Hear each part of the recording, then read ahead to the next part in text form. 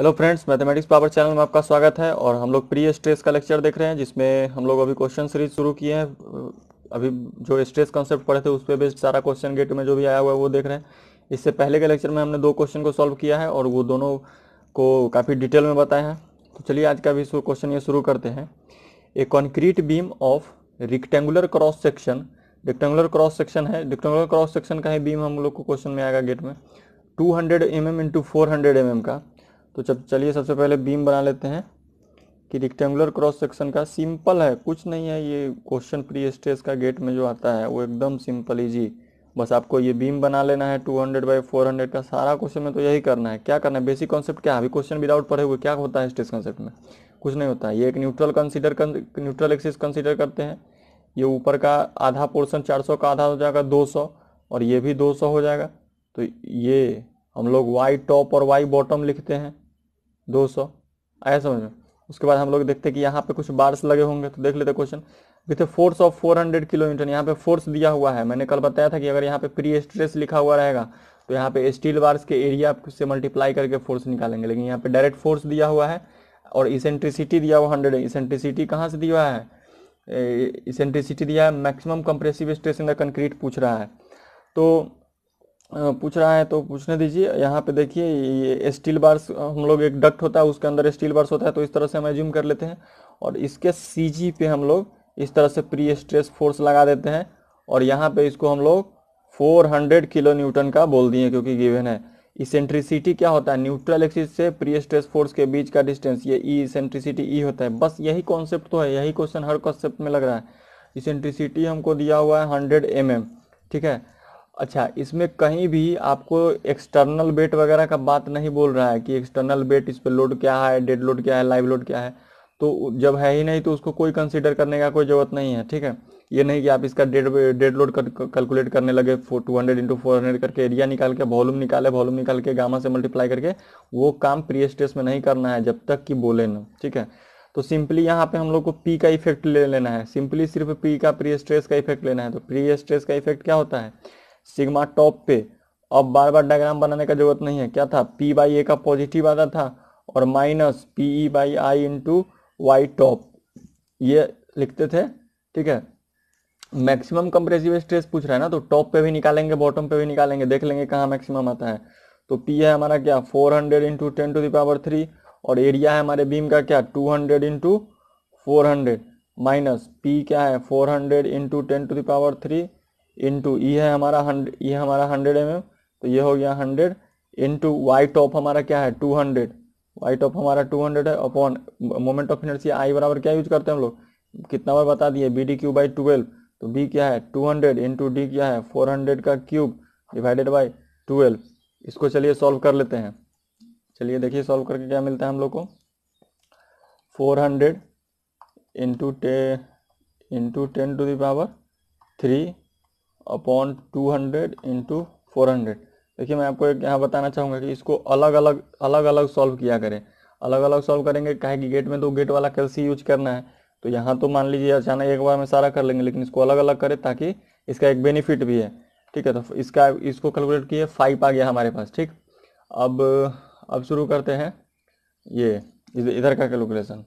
देखिए 400 इंटू 10⁻, ये 3 है ये 2 है तो 10⁵ लिख देते हैं डायरेक्ट, 10⁵ इंटू 200 और ये आ गया नीचे 200 इंटू 400 का क्यूब अपॉन में 12। तो इसको जब सॉल्व किए तो ये हमारे पास आ गया 7.5।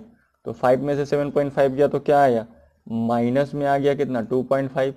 ये माइनस में आ गया न्यूटन पर mm²। माइनस में आया तो इसको कंप्रेसिव ले लेंगे 2.5 न्यूटन, इसको लिख सकते हैं 2.5 न्यूटन पर mm², क्योंकि निगेटिव मान के ही हम तो ये डायग्राम बनाए थे फॉर्मूला, तो निगेटिव मान के बनाए तो 2.5 न्यूटन पर mm²। ये इसको क्या लिख सकते हैं, इसको लिख सकते हैं हम लोग कंप्रेसिव। लेकिन ऑप्शन तुरंत देख के 2.5 न्यूटन पर mm² नहीं मारना है। यही तो गेट में करना है कि हमको पेशेंस रखना है। ऑप्शन हमको दिखेगा तुरंत, ठीक है, लेकिन वो सही हो भी सकता है नहीं भी होगा। तो अब हम लोग अभी सिग्मा टॉप निकाले हैं, फिर हम लोग निकालेंगे सिग्मा बॉटम। तो सिग्मा बॉटम निकालेंगे तो वहाँ पे क्या हो जाएगा सिर्फ ये माइनस में जो रहता था वो प्लस हो जाएगा, पी बाई ए तो सेम ही रहेगा, प्लस ये P E by I into Y bottom. एक बात बताइए, वाई बॉटम और वाई टॉप जब सेम है तो पी ई वाई बॉटम चाहे P E Y top I by I same ही वैल्यू आएगा, पी बाई ए भी सेम ही है। तो यहाँ से फायदा हुआ क्या, अलग अलग जोड़ने, अब यहाँ पे सिर्फ प्लस कर देंगे। देखिए तो 5 प्लस 7.5, यही फायदा था कि अलग अलग करेंगे तो एक्यूरेट भी रहेगा और नेक्स्ट स्टेप में हमारा काम भी बन जाएगा। तो 7 + 5 क्या हो गया, 12.5 न्यूटन पर mm स्क्वायर। अब बताइए दोनों में मैक्सिमम कौन है, the maximum compressive stress in the concrete कहाँ आया मैक्सिमम, ये भी पॉजिटिव है तो ये भी पॉजिटिव है तो ये भी कंप्रेसिव ही हुआ। ठीक है, तो बताइए ऑप्शन ए होगा या ऑप्शन डी होगा, मैक्सिमम पूछा है, ऑप्शन ए हो जाएगा। ये 2005 क्वेश्चन कंप्लीटेड। कोई डाउट है क्या, एक कॉन्सेप्ट लगाना है बस, बात खत्म। अब यहाँ पे m into Y upon I वाला कॉन्सेप्ट क्यों नहीं आया, क्यों, क्योंकि यहाँ पे कुछ ऐसा कुछ दिया ही नहीं था, ठीक, कि मोमेंट लेना है कि नहीं।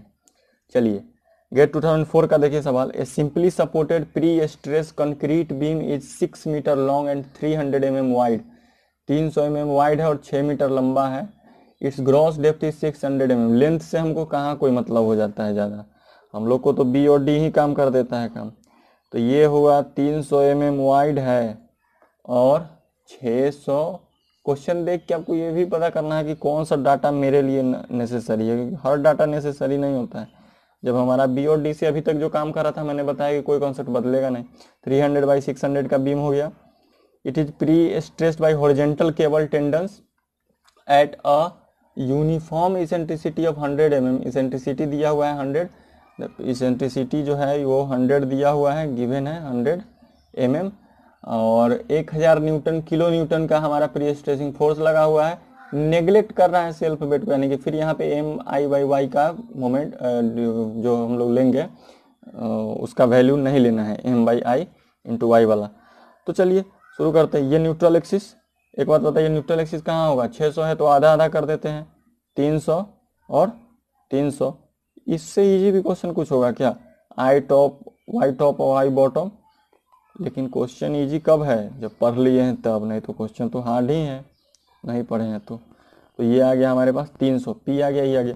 अब मान के चलिए कि यहाँ पे क्या लगा हुआ है, टेंडेंस लगा हुआ है, इसके सीजी पे इस तरह से प्री स्ट्रेस फोर्स लगा हुआ है। प्री स्ट्रेस फोर्स और न्यूट्रल एक्सिस के बीच के डिस्टेंस को इसेंट्रिसिटी कहते हैं। ये आ गया हमारा 100 mm। कोई भी कॉन्सेप्ट चेंज हो ही रहा है, कुछ भी नहीं चेंज हो रहा है। नॉर्मल सेल्फ वेट के कंसीडर नहीं करना है तो maximum normal compressive stress at beam at transfer. अरे एट ट्रांसफर पे आप कंफ्यूजन मत होइए, कुछ नहीं करना है, वही चीज है, ठीक है, कुछ नहीं करना है। ट्रांसफर जो कर रहे हो सब ट्रांसफर सर्विस सब, ट्रांसफर का मतलब ये होता है कि एक्सटर्नल लोड अभी नहीं आया है, बात खत्म। यहाँ नेग्लेक्ट द सेल्फ वेट नहीं भी कहता, एट ट्रांसफर बोल दिया तो इससे भी काम चल गया। ट्रांसफर मतलब प्री स्ट्रेस का ट्रांसफर हो रहा है, जो मतलब खींचते हैं और कट कर देते हैं, तो कट करने के बाद जो प्री स्ट्रेस का ट्रांसफर होने लगता है बीम में, वो है ट्रांसफर, ठीक है। और एक होता है एट सर्विस स्टेज, मतलब कि external load, dead load, live load का कंपोनेंट हमको लेना है। चलिए चलो शुरू करते हैं। तो यहाँ पे हमारा P आ गया, P क्या है 1000 किलो न्यूटन, P है हमारा 1000 किलो न्यूटन। कुछ नहीं, सिग्मा टॉप का फॉर्मूला अभी हमने देखा था कि P बाई ए और माइनस लेते हैं P E by I upon Y top लेते हैं। कुछ करना है क्या, 1000 किलो न्यूटन को 10⁻³ से न्यूटन में चेंज करिए और एरिया 300 इंटू 600 करिए, 300 इंटू 600 mm न्यूटन mm में करना है। फिर यहाँ से 1000 इंटू 10⁻³ किए, फिर इसेंट्रिसिटी यहाँ पे 100 है, फिर वाई टॉप यहाँ पे 300 है, अच्छा 300 हो गया, और आई क्या हो जाएगा BD³/12, तो 300 इंटू 600 का क्यूब डिवाइडेड बाई 12। फिर अलग अलग सॉल्व करेंगे, तो चलिए अलग अलग सॉल्व करते हैं। तो ऊपर में क्या है 10⁵ ले लूँ, 3 यहाँ है और 3 6 हो जाएगा, 5 नहीं, 10⁶ हो गया, और नीचे में हमारा आ गया 300 इंटू 600। कैलकुलेशन मान लीजिए अगर कुछ मिस्टेक, ऐसे मिस्टेक क्या होगा, कैलसी से सब करना है, तो 5.55 माइनस इधर का सॉल्व करते हैं, मेरे ख्याल से एक ही इससे नहीं आएगा क्या, 1000 into 10⁻³ into 10⁻³ into 100 into 300 upon 300 into 600 का क्यूब डिवाइडेड बाई 12। तो ये हमारा आ गया सेम आ गया 5.55 5.55। तो 5.5 ये तो जीरो आ गया। क्या आ गया? 0 न्यूटन पर mm स्क्वायर आ गया। अरे यार ये तो जीरो आ गया। ऑप्शन में भी जीरो है यार ऑप्शन में भी जीरो। गेट में मतलब हर ऑप्शन मिलेगा आपको, कोई ऑप्शन छूटेगा नहीं। ठीक है, अब तुरंत मार दीजिए आंसर, लीजिए आ गया गेट में नंबर आपको, निकल गया रैंक। नहीं निकलेगा। मैक्सिमम नॉर्मल कंप्रेसिव स्ट्रेस अभी सिग्मा बॉटम पे कैलकुलेट करने बाकी है। तो सिग्मा बॉटम पे क्या है? सिमेट्रिकल है, वाई जब सेम है, पी ई आई सब चीज सेम है, तो सिर्फ यहाँ पे माइनस के जगह पे प्लस कर देना है। तो P by A plus P E by I, Y top नहीं बॉटम, कुछ नहीं करना है। यहाँ आया हुआ है ना, प्लस कर देना है। यही तो खासियत है क्वेश्चन प्रैक्टिस करने का। 5 5 10 और 10 वो, अरे ऑप्शन से मिला लीजिए ना, उतना जोड़ने का क्या काम है। 5.55 नहीं होगा, 0 नहीं होगा, और 15 थोड़ी हो जाएगा 5 और 5 को जोड़ने में, 11.11 के समथिंग आएगा। इसको जोड़ेंगे तो 11.11 के समथिंग आएगा। ऑप्शन से भी तो मतलब डायरेक्ट बना सकते हैं, जरूरी नहीं कि हर क्वेश्चन जल्दी से सॉल्व करें। तो कितना इजी क्वेश्चन था। ऑप्शन हमारा ऑप्शन नंबर 3 होगा। चलिए एक क्वेश्चन आज फिर करें और करेंगे हम लोग, एक क्वेश्चन और करेंगे, छोड़ेंगे नहीं। अब बताइए 3 4 5 6 ठो क्वेश्चन करने के बाद अब थोड़ी ये कॉन्सेप्ट आपका वीक रहेगा। अब तो क्वेश्चन आएगा एकदम गर्दा उड़ा देना है। तो क्या करते हैं, a concrete beam of rectangular cross section of size 120 mm width and 200 mm depth. एकदम देखते मात्र एकदम हाथ चलना चाहिए। क्या है क्या है? बोलिए बोलिए बोलिए। 120 mm विड्थ है और 200 mm हमारा डेप्थ हो गया, 200 mm हमारा डेप्थ हो गया। Pre stress by stress tendon effective force of 150 kilo Newton. यहाँ पे टेंडन होगा, इसके सीजी पे इफेक्टिव फोर्स लगेगा, पी बराबर 150 किलो न्यूटन का लग रहा है। इसेंट्रिसिटी 20 mm दिया हुआ है, तो न्यूट्रल एक्सिस यहाँ पे मान लिए और इसको मान लेते हैं 20 mm। ये 20 mm का इसेंट्रिसिटी मान लिए, सेंट्रोइडल एक्सिस के नीचे मान लिए हुए below the centroidal axis in the depth direction. The stress at the top and bottom fibre of the section. अब बॉटम और टॉप पे स्ट्रेस पूछ रहा है, अरे सिग्मा टॉप पूछ रहा है, तो वाई टॉप और वाई बॉटम क्या हो जाएगा? अरे डेप्थ बाई 2, 200 है तो 200 बाई 2 करेंगे तो क्या हो जाएगा? 200 बाई 2 करेंगे तो ये 100 mm आ गया। तो ये y आ गया, ये आ गया, सब चीज तो आ गया हमारे पास। तो क्या करेंगे, सिग्मा टॉप और बॉटम दोनों तो पूछ रहा है, यहाँ क्लियरली मेंशन कर दिया, तो इस क्वेश्चन में तो गलती होने का कोई सवाल ही नहीं है। सिग्मा टॉप क्या करेंगे, P बाई ए।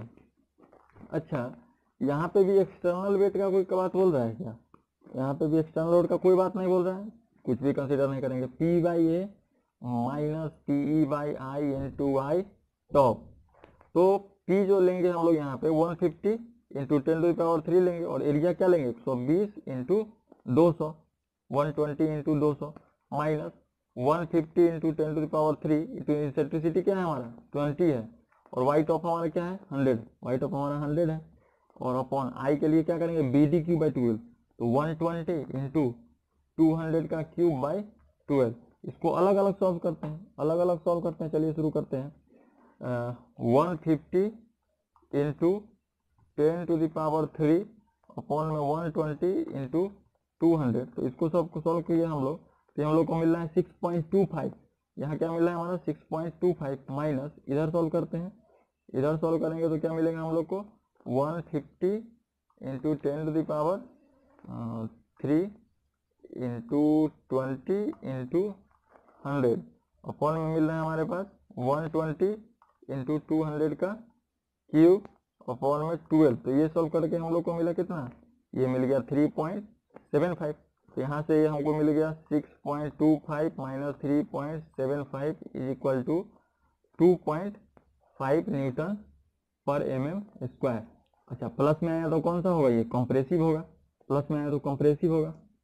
अच्छा सिग्मा बॉटम पे निकालना होगा, सिग्मा बॉटम पे तो कुछ करना है क्या, इसी को ना प्लस कर देना है, बस प्लस कर दीजिए 6.25 प्लस 3.75, तो बस सिर्फ प्लस करना है 6.25 प्लस 3.75 प्लस ये आ गया हमारे पास 10 न्यूटन पर mm स्क्वायर। अच्छा ये भी प्लस में है, तो ये भी कंप्रेसिव, ऑप्शन देख लेते हैं। पहला ही ऑप्शन है हमारा 2.5 न्यूटन पर एमएम स्क्वायर कंप्रेशन टॉप पे रिस्पेक्टिवली। देखिए टॉप पे पूछ रहा है तो पहले टॉप का आंसर दिया होगा, तो 2.5 टॉप का कंप्रेशन और 10 टॉप बॉटम का कंप्रेशन ही। तो ऑप्शन नंबर 1 इज करेक्ट, दूसरा ऑप्शन देखने का कोई ज़रूरत ही नहीं। तो चलिए इस लेक्चर में इतना ही, थैंक यू। नेक्स्ट लेक्चर में हम लोग अब लोड बैलेंसिंग कॉन्सेप्ट देखेंगे और फिर आगे के लेक्चर में उस पर बेस्ड आए हुए क्वेश्चन देखेंगे। चलिए।